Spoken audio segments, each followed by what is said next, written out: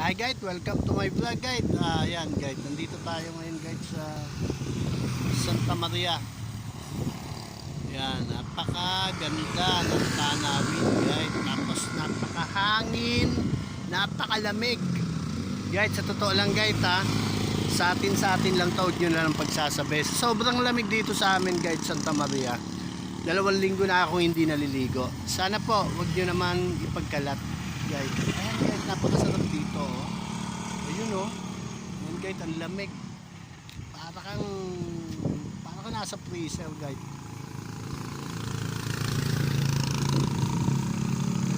Ayan guys oh.